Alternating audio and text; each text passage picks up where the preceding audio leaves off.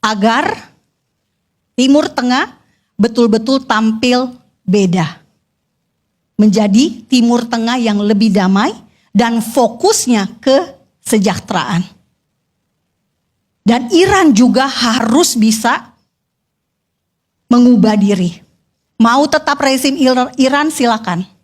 Ideologinya aja yang diganti. Jangan lagi anti Israel. Hari ini atau kemarin ketika gencatan senjata dinyatakan, apa yang terjadi di pusat kota Teheran, di Palestine Square, mereka berkumpul meneriakan, matilah Israel, matilah Amerika. Apa gunanya Pak Karni gencatan senjata? Kalau masih ada narasi-narasi death to Amerika, matilah Amerika, matilah Israel. Jadi ini saja yang ingin saya sampaikan. Israel mau berdamai dengan semua bangsa. Dan apalagi Iran, sejarahnya sudah panjang Pak.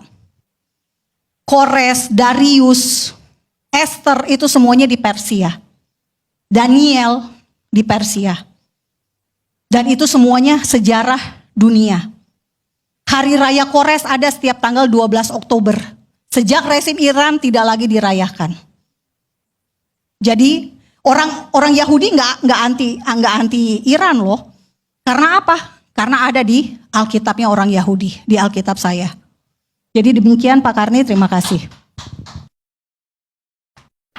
Baik, pertanyaan saya sederhana Bu Monik. Ibu tadi mengatakan di Israel ada doktrin bahwa kalau ada negara lain yang mengembangkan nuklir itu harus dimusnahkan lah. Tapi apakah kita lupa bahwa Israel sendiri punya nuklir, punya bom atom? Ataukah yang boleh punya nuklir itu hanya kelompok Israel, kelompok Amerika, atau dan lain-lain itu? Sementara yang dianggap musuh gak boleh punya. Jawaban cepat saya adalah Israel tidak pernah meneriakkan slogan-slogan matilah Iran atau matilah Arab Saudi. Tidak pernah. Makanya gak ada negara yang merasa terancam dengan adanya nuklir di Israel karena tujuan damai.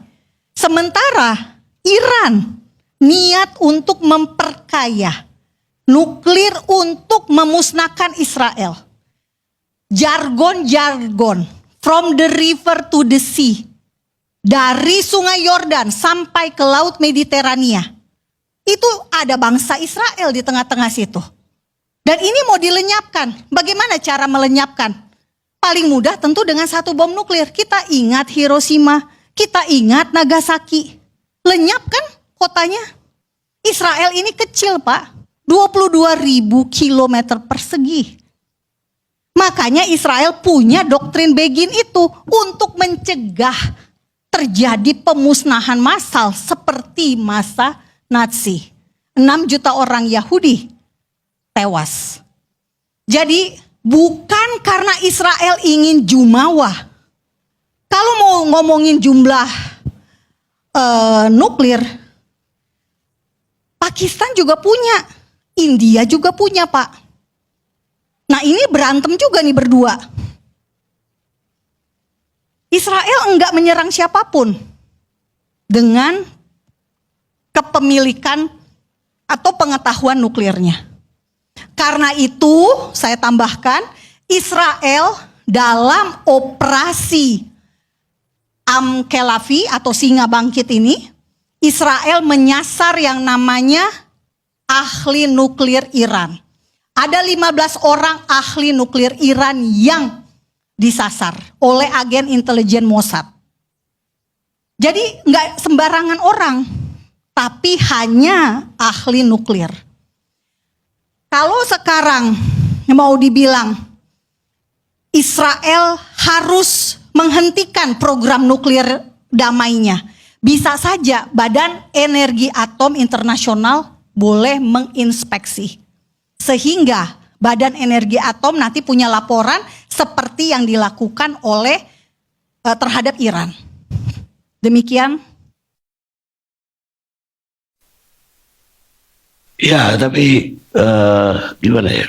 Kalau kita kepingin benar-benar anti nuklir, harusnya sebuah negara tidak boleh punya nuklir.